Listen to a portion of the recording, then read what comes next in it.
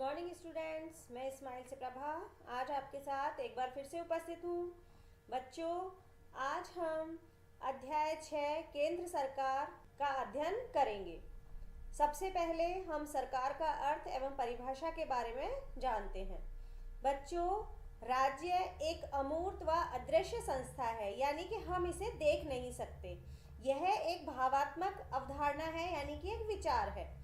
और सरकार के द्वारा जो विभिन्न काम जनता के लिए किए जाते हैं, जो योजनाएं बनाई जाती हैं विभिन्न विभिन्न विभागों के द्वारा, जैसे गृह मंत्रालय, सचिवालय, वित्त विभाग, इन सभी के द्वारा जो कार्य किए जाते हैं वे सभी कार्य राज्य के लिए किए जाते हैं, यानी कि राज्य को मूर्त रूप प्रदान करने वाली संस्था ही सरकार कहलाती है। सरकार द्वारा ही राज्य की सामूहिक इच्छा को निर्धारित, अभिव्यक्त एवं कार्यान्वित किया जाता है।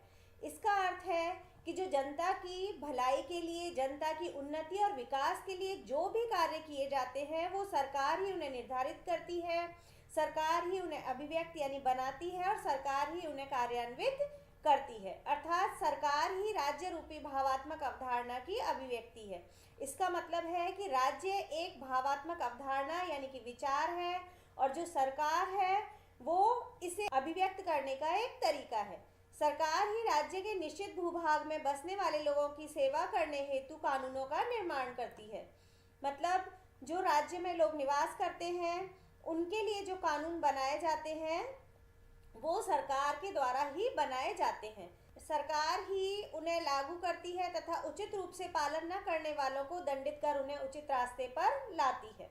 गार्नर के अनुसार सरकार वह अभिकरण या मशीन है जिसके द्वारा राज्य की नीतियां निर्धारित की जाती हैं, सामान्य मामलों को नियमित किया जाता है तथा सामान्य हितों को उन्नत किया जाता है। तो इस प्रकार हम कह सकते हैं कि सरकार के द्वारा ही योजनाओं का निर्माण किया जाता है और सरकार के द्वारा ही योजनाओं और नीतियों को कार्यान्वित किया जाता है, जो कि जनता की भलाई और विकास के लिए होते हैं। इसके बाद हम देखते हैं सरकार के अंग। सरकार के 3 अंग होते हैं, पहला व्यवस्थापिका, दूसरा कार्यपालिका और तीसरा न्यायपालिका। व्यवस्थापिका इसका पहला भाग है। सरकार का प्रथम अंग व्यवस्थापिका है। भारतीय राज व्यवस्था में व्यवस्थापिका का गठन भी 2 स्तर का होता है। उन 2 स्तर में पहला है संघीय व्यवस्थापिका। संघीय व्यवस्थापिका को संसद कहते हैं। इसे केंद्र सरकार भी कहते हैं। केंद्र सरकार यानी कि दिल्ली से जो सरकार चलती है वो केंद्र सरकार हम उसे कहते हैं। संसद का निर्माण राष्ट्रपति तथा लोकसभा व राज्यसभा से मिलकर के होता है, यानी कि संसद के 3 अंग होते हैं, पहला राष्ट्रपति, दूसरा लोकसभा और तीसरा राज्यसभा। इस प्रकार राष्ट्रपति, लोकसभा तथा राज्यसभा तीनों का संयुक्त नाम ही संसद कहलाता है। इसके बाद जो दूसरा प्रकार है वो है राज्य व्यवस्थापिका। राज्य व्यवस्थापिका को विधानमंडल भी कहते हैं और इसे राज्य सरकार भी कहते हैं। ये राज्य स्तर पर बनाई जाने वाली सरकार है, जबकि जो संघीय व्यवस्थापिका हमने अभी पढ़ा था वो केंद्र स्तर पर यानी कि देश के स्तर पर बनाई जाती है और जो राज्य व्यवस्थापिका या विधानमंडल होता है वह राज्य स्तर पर बनाई जाती है। विधानमंडल का निर्माण राज्यपाल, विधानसभा व विधान परिषद से मिलकर होता है। कई राज्यों में केवल विधानसभा ही है और कुछ राज्यों में विधानसभा व विधान परिषद दोनों है, यानी कि कई राज्यों में विधानमंडल राज्यपाल और विधान सभा से मिलकर के बना है, जबकि कुछ राज्यों में विधानमंडल राज्यपाल, विधानसभा व विधान परिषद तीनों से मिलकर के बना हुआ है। इस प्रकार राज्यपाल, विधानसभा व विधान परिषद तीनों का संयुक्त नाम विधानमंडल है। इसके बाद हम अध्ययन करेंगे संघीय व्यवस्थापिका या संसद का। इसके हमने पढ़ा 3 भाग होते हैं, पहला राज्यपाल, दूसरा लोकसभा और तीसरा राज्यसभा। तो सबसे पहले हम अध्ययन करेंगे लोकसभा का। लोकसभा की रचना या गठन। लोकसभा संसद का प्रथम सदन है। इसे निम्न सदन भी कहते हैं, लोकप्रिय सदन भी कहते हैं, क्योंकि इसके सदस्य जनता द्वारा प्रत्यक्ष रूप से चुने जाते हैं। लोकसभा में सदस्य संख्या। मूल संविधान में लोकसभा की सदस्य संख्या 500 निश्चित की गई थी, जिसमें समय के अनुसार वृद्धि हुई। गोवा, दमन और दीव पुनर्गठन अधिनियम 1987 द्वारा लोकसभा की अधिकतम सदस्य संख्या 552 निश्चित की गई। यानी कि वर्तमान में लोकसभा में जो सदस्य हो सकते हैं वो कुल 552 हो सकते हैं। इन 552 में से 530 सदस्य राज्यों से चुनाव प्रक्रिया द्वारा चुन करके आते हैं और 20 सदस्य केंद्र शासित प्रदेशों से चुन करके आते हैं। और ये जो केंद्र शासित प्रदेशों से 20 सदस्य आते हैं ये अधिकतम 20 ही रहते हैं, इससे ज़्यादा सदस्य नहीं आ सकते। तो इस प्रकार राज्यों से और केंद्र शासित प्रदेशों से मिलाकर के हुए 550 और राष्ट्रपति द्वारा 2 आंग्ल भारतीय सदस्यों का मनोनयन किया जाता है, यानी कि राष्ट्रपति 2 एंग्लो इंडियंस को मनोनीत करते हैं, अपनी इच्छा से लोकसभा सदस्य बनाते हैं। इसके बाद है निर्वाचन। लोकसभा सदस्यों का चुनाव प्रत्यक्ष रूप में वयस्क मताधिकार के आधार पर होता है। 18 वर्ष का व्यक्ति वयस्क माना जाता है जो मत दे सकता है।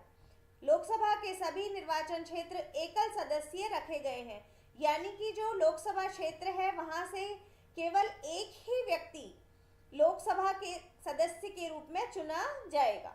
सदस्यों के लिए योग्यताएं: वह व्यक्ति भारत का नागरिक हो जो लोकसभा सदस्य के लिए चुनाव में खड़ा हो, उसकी आयु 25 वर्ष या इससे अधिक हो, भारत सरकार अथवा किसी राज्य सरकार के अंतर्गत वह किसी लाभ के पद पर ना हो, वह किसी न्यायालय द्वारा पागल न ठहराया गया हो तथा दिवालिया ना हो।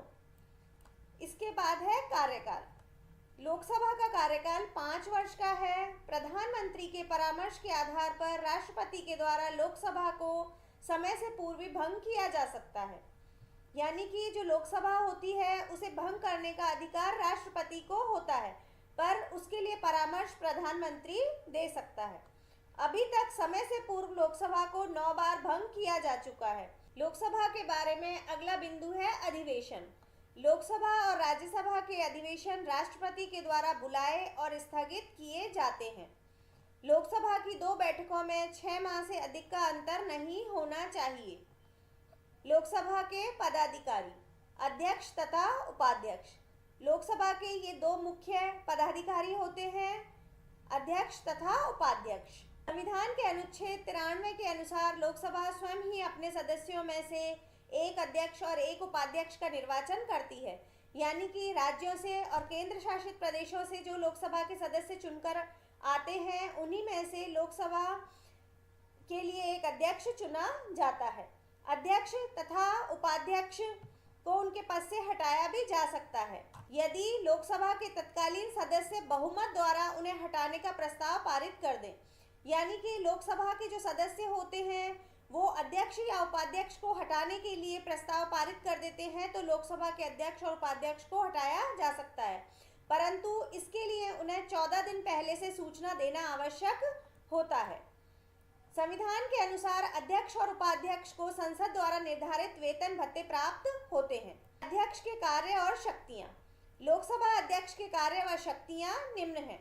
पहला, अध्यक्ष द्वारा लोकसभा की बैठकों की अध्यक्षता करना व सदन में शांति व्यवस्था व अनुशासन बनाए रखना।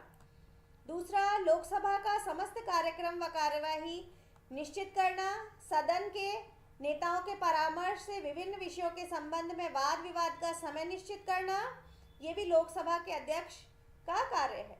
वह सदन की कुछ समितियों का पदेन सभापति होता है, प्रवर समितियों के उपसभापतियों को नियुक्त करता है और इन समितियों के द्वारा अध्यक्ष के निर्देशन में ही कार्य किए जाते हैं।